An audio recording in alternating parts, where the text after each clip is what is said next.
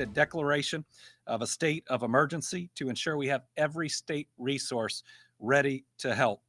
Kentucky Governor Andy Beshear this afternoon declared a state of emergency for the Commonwealth as we prepare for tomorrow's incoming winter storm. It's our top story here at 6:30. Thanks for joining us. I'm Alex Dieterer. Right now, safety is top of mind for state and local officials before a mixture of snow and ice enters Kentuckiana. WHAS 11's Alexandra Goldberg and photojournalist Aspen Hester are now just back in studio the last few minutes after Metro Louisville's briefing downtown. And Alex, Mayor Craig Greenberg also declared a state of emergency for Louisville Metro. Right, Alex, there was a major press conference and a lot of the authorities there say that we are prepared. I want to run through some of the points that they discussed there. First, there is no decision yet on JCPS. They're expecting to let parents and families know tomorrow. At the latest, it would be 5 a.m. on Monday, whether or not it would be a traditional snow day or if they would be in person. Second of all, Mayor Craig Greenberg says if you don't need to drive, don't do it. They have some infrastructure in place, a 12-hour plan to plow 110 routes all across Jefferson County, and that's a 6-hour plan to salt those routes. Third point I want to go through is LMPD and Louisville Fire say if you need them, call them, but snow-related accidents could overwhelm those call centers. I'll have you take a listen here to hear from some more of those authorities. To keep it very simple, if you don't need to go out starting tomorrow and on Monday, please stay home. It's been a while since we had a winter storm of this magnitude. Is this going to happen? Yes. Are the weather people blowing this out of proportion? No. This is going to happen. 100% chance of a winter storm. LG&E says that they also have 1,000 workers ready to restore power lines throughout the week. And we'll have more about this major storm tonight at 11 and team coverage tomorrow all here on WHAS. Alexandra Goldberg in the studio live. To you, Alex. Thank you, Alexandra. The Metro Snow Team is working around the clock to ensure its 110 routes are safe for drivers. You can see the map of routes on your screen right now. The team will prioritize what they're calling arterial roads, which run through Louisville and see the most traffic. Those include Shelbyville, Brownsboro, and Dixie Highway. We'll check in on this map throughout the storm. And some schools and churches will remain closed due to the incoming inclement weather. You just heard from Alexandra. JCPS has not yet made their decision for school Monday. So for the full list, you can just head to our website, WHAS11.com.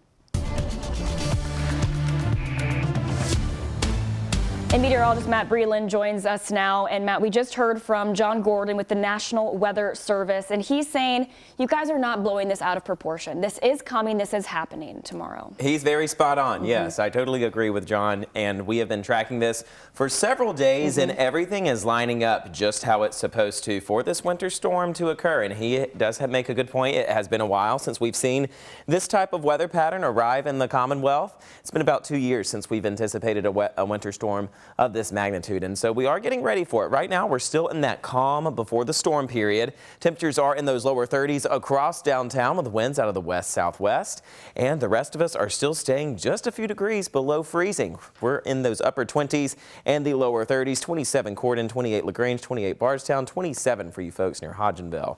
Now the winter storm warning is now in place until 7 p.m. Monday, and that did have a bit of an advancement. It was supposed to expire Monday at 1 p.m., but now due to a little bit of a change in the forecast and the track, we are expecting snow showers still to last until Monday later on into the evening time. So as of right now, we continue to stay quiet. We're starting to see some of those clouds slowly make their way into our skies, but the main storm system still shaping up across Colorado, and this is going to really drive in a lot of moisture from the south, and it's going to collide with these extremely chilly temperatures that we have in place for us here. That's why tomorrow is a weather impact alert day. All day tomorrow and on Monday, we are expecting rounds of snow, ice, and then another round of snow, followed by extreme cold temperatures. All the details about the storm coming up here in just a few short minutes.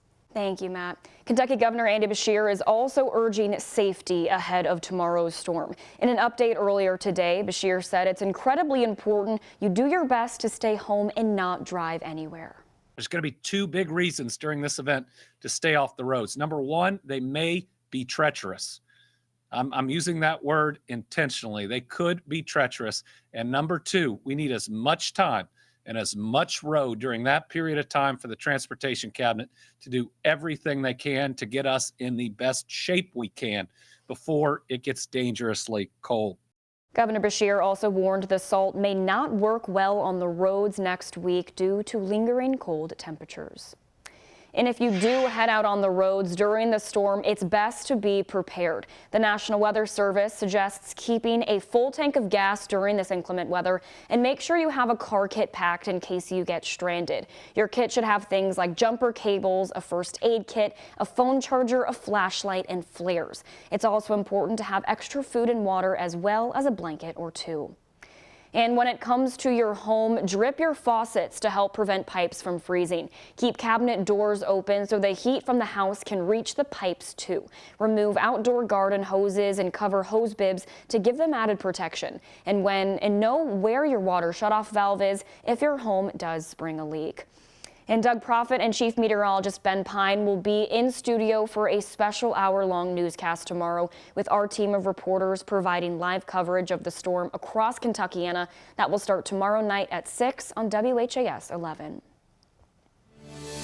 Here to more local news right now. Police are working to find out who killed a woman in Okolona, the first homicide of the year reported by LMPD. LMPD says officers responded to a house in the 8,000 block of Red Cedar Way on a report of a stabbing this afternoon around 2:30. There, officers found a woman suffering from multiple stab wounds to her torso. She was pronounced dead at the scene. If you have any information about the incident, you're encouraged to call the anonymous tip line 574 LMPD. No lead unturned, no rock unturned. We're not resting until you are brought to justice, Mr. Sheppers. Make no mistake. The Indiana State Police is giving an update on the manhunt for the man police say shot an Orange County deputy. This man, Austin Sheppers, is accused of shooting Deputy Zach Andry just before 8 Friday morning in West Baden, Indiana. That's near French Lick. You can see here the heavy police presence last night along Market Street, just east of downtown New Albany. ISP says they had reason to believe that Sheppers was in the home, and after SWAT made entry, they learned he was not.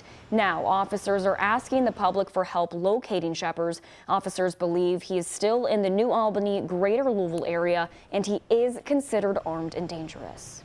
You shot a police officer, Mr. Sheppers. You tried to fracture a portion of what holds our society together. The men and women of law enforcement out here trying to protect our citizens, and you tried to violate that. We're not going to have it. You're coming in. And for those that are harboring this fugitive, that know where he is and are working tirelessly to hide him, we've got room in that jail for you too. ISP did say today that harboring a fugitive is a felony. If you have any information on the whereabouts of Sheppers, you're encouraged to call 911. As for Deputy Andry, we were told today that he's making tremendous strides in his recovery and is expected to make a full recovery.